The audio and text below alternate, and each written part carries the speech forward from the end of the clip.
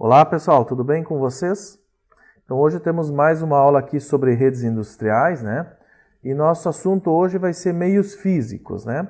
Essa parte de meios físicos aí eu dividi em duas aulas, né? Uma de cabos metálicos e outra sobre fibra, né? Então agora nós vamos ver a parte de cabos metálicos e no próximo vídeo vocês vão ver a parte de fibra óptica, tá? Então, meios físicos, cabos metálicos, vamos lá. Um dos cabos metálicos mais antigos que nós temos aí, que já foi muito utilizado e continua sendo utilizado bastante ainda, né? É o cabo coaxial, né? Esse cabo coaxial, antigamente ele foi utilizado muito em redes de computadores e redes industriais, né? Mas hoje ele é atualmente utilizado para a questão mais de transmissão de sinal de TV, né? Então ele praticamente em redes de dados mesmo, ele é muito pouco utilizado, né? Existem algumas redes ainda antigas aí, ou mesmo alguma questão aí de TV a cabo ainda que utiliza o coaxial, né? Mas de uma forma geral ele tem sido mais utilizado mesmo para fazer aquela transmissão de sinal de TV mesmo de uma antena UHF aí para transmissão para a sua TV, tá? Então eu coloquei ele aqui só para registrar que ele já existiu, né? Foi muito utilizado, mas hoje ele praticamente está caindo em desuso na parte de dados, né? Na parte de comunicação de dados, né? Depois nós temos o cabo par trançado, né? Este é o cabo que vem mais sendo utilizado hoje na parte metálica, né? Então esse cabo par trançado ele é padronizado por uma norma, né? IATIA 568, né? E é um dos meios físicos mais utilizados atualmente, tanto na parte de redes de computadores, né, como na parte também de redes industriais, né?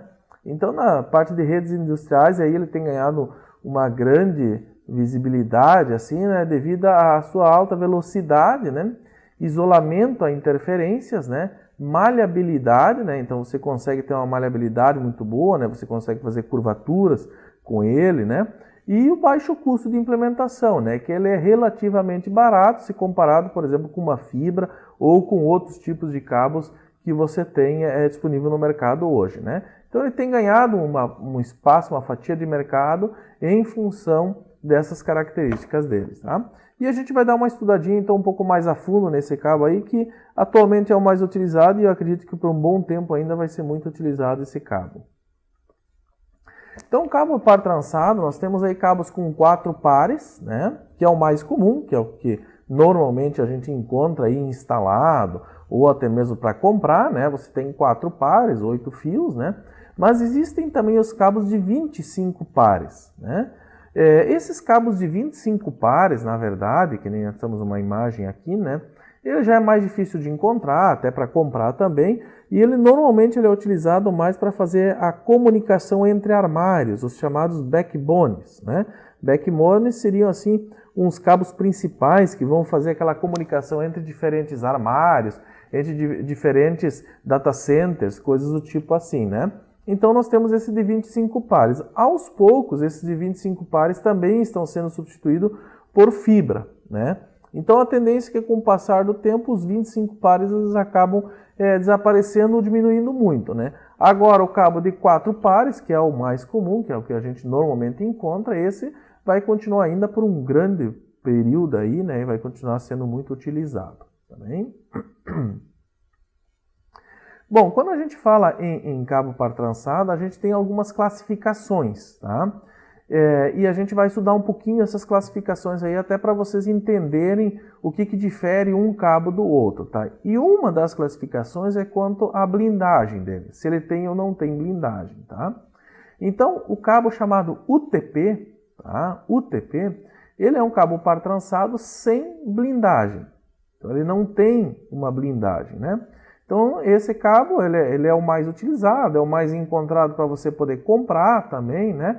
E é utilizado muito em redes domésticas, em alguns casos redes industriais também, né? Mas ele é sem blindagem, redes industriais você costuma ter problema com ele, né?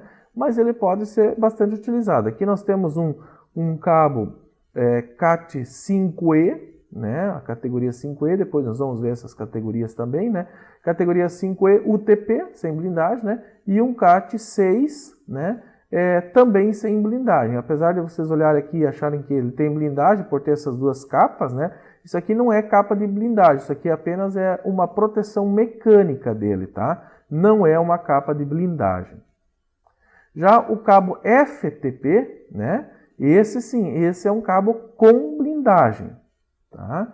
Então ele é um cabo que também pode ser utilizado em residências, não tem problema, né? Mas ele é muito mais utilizado na indústria ou em locais que tenham muita interferência eletromagnética, né? Então aqui nós temos uma imagem do cabo CAT5E FTP com blindagem, né? E o cabo CAT6 com blindagem também. Essa blindagem ela acaba sendo uma folha de aço, de alumínio, né? Bem fina, que envolve todos esses cabos aqui, né? Que envolve todos esses pares, tá? Esse fiozinho que vocês estão vendo aqui, tá? Aqui também ele aparece, né? Aparece aqui embaixo também. Tá? Esse fiozinho ele serve para ajudar na hora de abrir o cabo, de descascar o cabo, tá? Então ele não é para comunicação, não é para nada. Ele apenas auxilia no momento de descascar o cabo. Aqui vocês podem ver que no 6 também, né? Aqui na imagem anterior também tinha, mesmo ele não sendo blindado, ou ele blindado, tá? No 6 você tem aqui no meio uma parte de plástico aqui, né? Que fica dentro do cabo aqui, separando os pares, tá? Essa proteção aqui, ela serve tanto para separar os pares, como também uma resistência mecânica, para que você não consiga fazer torções muito bruscas, tá? Nesse CAT6 aqui, tá bem? Então ele é um cabo assim que ele também oferece uma resistência mecânica maior, certo? Depois nós temos uma questão quanto ao material da capa dele, tá? Então isso aqui é blindagem. Depois nós temos uma questão quanto à capa desse material. Nós temos basicamente hoje duas capas disponíveis no mercado, tá? Que é a PVC, que é a mais comum de se encontrar, né? Que é um material de baixa resistência, né? A abrasão a óleos, excelente resistência para luz UV e química, né? Então é aquela mais utilizada. Não se preocupem aqui com a cor, tá, pessoal? Não se preocupem com a cor. Pode ser qualquer cor, preto, azul, verde, vermelho, tem várias cores. A cor não interfere, né? Estamos falando mesmo do material aqui, né? E temos também essa resistência de capa também, que é a TPU, tá? Essa TPU é um material aí de baixa resistência à luz UV e propagação de chama, mas ela tem uma excelente resistência à abrasão, né? E à parte química e a óleos também. Então, às vezes, o que acontece, até que nem essa imagem está mostrando aqui? Às vezes você encontra cabos que tem as duas. Então, ele vai ter a PVC por fora, que é para essa questão principalmente da luz UV, né? E por dentro ele acaba tendo a outra, que é mais para essa resistência à abrasão, a parte química e a óleo, né? Então, são diferentes tipos de capa que você pode ter aí, para ter uma proteção maior aos cabinhos que estão lá dentro colocados. Aqui, quanto à propagação de chama, tá? É um outro tipo, uma outra classificação também que se tem, né? Então, nós temos hoje no mercado, basicamente, isso aqui eu peguei da Furukawa, tá? A Furukawa é a maior fabricante de cabos metálicos, né, do mundo, né? Então, basicamente, tudo que eu estou falando aqui para vocês está baseado nos produtos da Furukawa, né? E as outras fabricantes, elas, por consequência, elas seguem o que a Furukawa faz, tá? E a Furukawa coloca o seguinte, que na questão de propagação de chama, tá? Ela coloca esses produtos à disposição. Então ela diz o seguinte, olha, um cabo CM, né, classificado como CM, tá? Ele é um cabo preferencialmente para distribuição vertical, aonde que não tem um fluxo de ar forçado, tá? E com concentração de cabos, onde é que você tem mais de um cabo passando. Tá? E a aplicação dele é para uso geral. Já o CMX ele também é vertical, também sem fluxo e também sem concentração de muitos cabos. Já é mais uma questão de tubulação metálica. Já o CMR ele também é vertical, também sem fluxo de ar forçado. Tá? Ele também é sem concentração de muitos cabos, mas ele é mais utilizado para postos de elevação, principalmente para transpassar mais de um andar. Por exemplo, posto de elevador, né? Onde é que você vai descer os cabos para poder passar de um andar para o outro, né? Depois eles têm um CMP, que daí ele é para horizontal, sem fluxo ou com fluxo de ar forçado, tanto faz, com concentração ou sem concentração de cabos. E ele é muito utilizado, é mais especificado para locais confinados, né? Depois temos esse LSZH1, baseado nessa norma, né? Um aqui, que ele é para vertical, sem fluxo ou com fluxo, né? Sem concentração de cabos, para a parte mais de tubulação metálica. E esse LZH3, né? Que aí ele é para horizontal ou vertical, com fluxo, sem fluxo e com uma grande concentração de cabos, tá? E é usado para grande concentração de pessoas. Então eu coloquei essa tabela aqui, pessoal, para vocês fazerem uma consulta quando necessitarem comprar cabo, né? Porque quando vocês forem comprar o cabo, uma das análises que vocês têm que fazer é qual modelo vocês vão pegar, CM, CMX, CMR, CMP, o que vocês vão pegar, tá? Essas duas categorias aqui, elas foram lançadas mais recentemente pela Fluke. Então seriam categorias aí que estão mais na vanguarda, assim, que tem uma tecnologia melhor, tá? Mas se encontra muito esses outros cabos aqui para comprar. Normalmente, falando aí para vocês, normalmente o que se encontra muito é o CM, tá? Ou o CMX. Mas existem os outros cabos também para comprar. Quanto à questão de gases, né? Que dependendo da área que você vai instalar, você tem que se preocupar com isso, né? Tanto com essa questão de propagação de chama, como a questão de propagação de gases também, né? E aí a Furukawa coloca essa tabela aqui para nós, né? Onde é que ela coloca aqui a questão da flamabilidade, né? Quer dizer, que é a característica de pegar fogo, né? A geração de fumaça quando ele está queimando, geração de gases tóxicos e a corrosividade do gás, tá? Então ele coloca aqui a classificação deles. Que nem eu disse para vocês, os dois últimos que eles lançaram foram esses dois aqui, né? Então eles colocam que esses são os melhores, né? Os outros têm suas características, né? Mas se vocês olharem aqui, não é muito bom para essas questões, principalmente de questão de gases, tá? Bom, aqui nós temos a categoria dos cabos, pessoal. Hoje nós temos basicamente essas categorias aqui à disposição, tá? A CAT5E, que é a mais famosa de todos, né? Essas aí vocês encontram com muita facilidade, né? Ela trabalha numa frequência de 100 MHz, uma distância máxima de 100 metros, né? Pelo que diz a norma, a gente sabe que em distâncias maiores funciona também, só que você começa a perder velocidade, né? E se você tiver que certificar a sua rede, ela só vai certificar até 100 metros, mas não vai certificar, né? E tem uma velocidade máxima de 1 GB. Isso é velocidade máxima, né? Se tudo estiver de acordo perfeitinho, 1 GB, né? Nós temos a CAT6, que também vem entrando muito forte no mercado hoje, sendo muito utilizado também, possivelmente substituindo a CAT5E, tá? Ela tem uma frequência de 250 MHz, ela a 100 metros ela consegue transferir até 1 GB e a 55, máximo 55 metros até 10 gigabits por segundo. Então, é uma velocidade extremamente alta, né? Ainda mais para um cabo metálico, né? Tanto o CAT5E como o 6 eles são para uso geral, em residência, comércio e indústria. Tá? Esses aqui usam os mesmos conectores, tanto o macho como o fêmea. Tá? A CAT5 e a CAT6 é o mesmo conector, aí não muda muita coisa. Né? A forma de conectorizar é a mesma, né? Muito parecida. Né? Já a CAT6A, o conector é diferente. Tá? Ele trabalha numa frequência de 500 MHz. 100 metros no máximo, uma taxa de transferência de 10 GB, tá? E ele é mais utilizado em data centers e espaços comerciais, tá? E a CAT8 aqui, que está muito em fase de desenvolvimento ainda, a Furukawa até não tem ainda disponível a venda do CAT8, tá? Mas a tendência é que ele transfira aí a 2000 MHz, ou 2 GHz, né? 40 GB bits por segundo de transferência, tá? Então, uma velocidade extremamente alta, tá?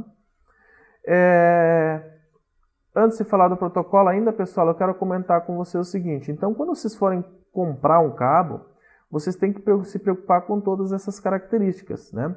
Primeiro, qual é a categoria que vocês vão escolher, tá?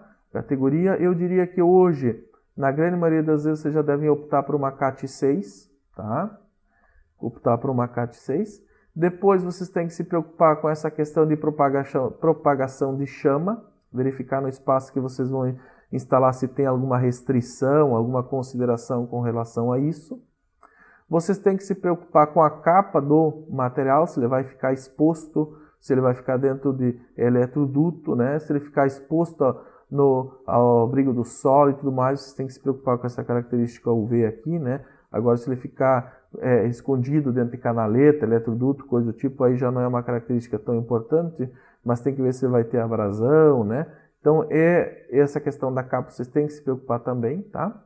E vocês têm que ver se ele vai ter que ter proteção, blindagem ou não, tá? Se for para redes industriais, eu digo para vocês que a grande maioria vai ter que ter a blindagem, tá? Vai ter que ter blindagem, não tem como você fugir muito disso não, tá bem?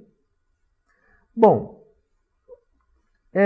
em termos de protocolos, o que nós temos? Hoje, um dos grandes protocolos que está sendo utilizado é o protocolo Ethernet. E vejam que eu estou falando Ethernet, não Internet. Internet é outra coisa.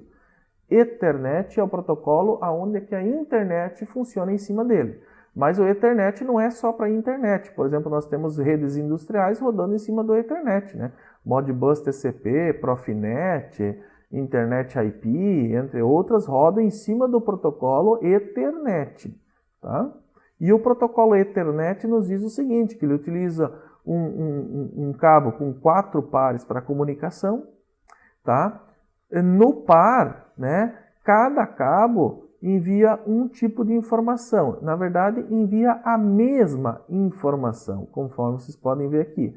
Só que o que acontece? Um cabo envia a informação como ela foi montada. O outro envia a informação invertida. Para que isso?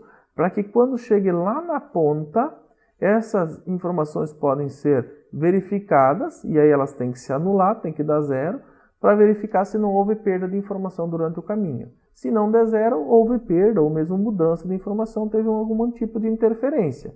Se ela não se modificar, então ela não teve interferência, tá? Então vocês vejam que ele utiliza essas duas, utiliza os dois cabos, né, em cada par, tá? É o padrão mais utilizado atualmente, tá? Nós temos ainda muito em uso aí, né, nas redes industriais, o protocolo 232, o RS232, tá? Ele é um protocolo serial, conforme a gente já viu até em outros momentos, né? Ele estabelece uma comunicação ponto a ponto. Isso significa que você não consegue montar uma rede com ele, né? O que nós usamos aqui até nas nossas aulas aí para fazer a comunicação com o CLP atualmente, aí com o DU, né? A gente está usando uma rede ponto a ponto, né? Você tem uma ponta ligada no computador e outra ponta ligada direto no CLP, né? Recomendado um comprimento máximo de 10 metros, ele usa 3 fios, o RX, TX e o GND, o ground, né? Em uma das pontas, o RX e o TX devem ser invertidos, obviamente, né? Porque se você tem RX e TX, transmissão e recepção de um lado, do outro lado vai ser ao contrário, né? Então, por isso que os cabos, que nem está mostrando aqui a imagem, eles têm que ser invertidos, né? Porque o que está transmitindo aqui vai receber lá, e o que está recebendo aqui tem que transmitir lá, então tem que inverter. Os cabos podem ser de par trançado ou não, embora hoje se opte muito por par trançado com blindagem, né? Até pela facilidade de se encontrar o cabo e tudo mais, né? Mas não que tenha que ser, né? Mas o interessante é que seja, tá? E ele pode ter diversos tipos de conector. Pode ter o DB9, que é esse aqui, o DB25, que é aquele maiorzão, RJ45, tá? Então pode ter vários tipos aí de conectores aí, tá? Um outro muito utilizado é o RS485, tá? O 485 também é serial. Ele pode trabalhar com múltiplos dispositivos conectados. Isso é um fator muito interessante com ele. Você vai ter um mestre, né? Um dispositivo mestre. Do mestre vai sair o A e o B e o ground, né? E eles sempre vão entrar no dispositivo e sair do dispositivo. Então acompanhe o B aqui, ó. O B vem, ó, ele entra no dispositivo e sai do dispositivo e vai para o outro. Entra e sai e vai para o outro. Isso acontece com o A e com o ground, né? Lembrando que o problema desse tipo de rede é o seguinte, né? Que, por exemplo, se esse dispositivo aqui cair, né? Todo o resto da tua rede fica sem comunicação. Tá? Isso aqui é uma rede de barramento, conforme a gente já estudou, né? É uma rede em barramento, né? Então, dependendo qual dispositivo cair, aí acaba isolando uma parte da rede, né? Comprimento máximo de 1.200 metros, então um bom comprimento, né? 1,2 km aí, então. Pode atingir taxas de comunicação de até 100 kilobits por segundo, que não é uma taxa tão ruim falando de redes industriais. Utiliza 2 fios, já comentei, os cabos podem ser trançados ou não, mesma coisa também, embora hoje, de novo, se use muito cabo par trançado, principalmente na questão de facilidade de encontrar o cabo, né? Aceita a conectorização DB9, DB25, RJ45 e outros, né? E são necessárias resistências de terminação no fim e no início do cabo. Por quê? Sempre no final do cabo e no início você tem que ter uma resistência para, vamos dizer assim, entre aspas, queimar, né? Queimar essa informação que foi distribuída para todos. Porque quando, por exemplo, aqui o master vai enviar uma informação para esse segundo aqui, ele envia a informação pelo cabo, é um impulso elétrico, né? Nós estamos falando de cabo metálico, em metal, né? Vai passar um impulso elétrico, né? Então ele vai enviar essa informação ela acaba ficando disponível para todos, mas só o 2 é que vai usar ela. Quando ela chegar lá na ponta do cabo, se não tiver um resistor para queimar esse sinal elétrico, né? Para terminar com o sinal elétrico, ele vai bater e vai voltar. E vai voltar como lixo, vai voltar como interferência. Tá? Então isso é um problema, por isso que sempre no final e no início também você tem que ter um terminador, e esse terminador é um resistor para poder queimar, né, esse impulso elétrico que foi injetado no cabo depois de ele ser utilizado aí por todos os dispositivos, tá bem? Pessoal, de momento é isso, nós vamos ter mais vídeos ainda falando um pouco mais sobre esses protocolos aí, a parte de cabeamento, tá? E fico à disposição para vocês qualquer dúvida. Um grande abraço.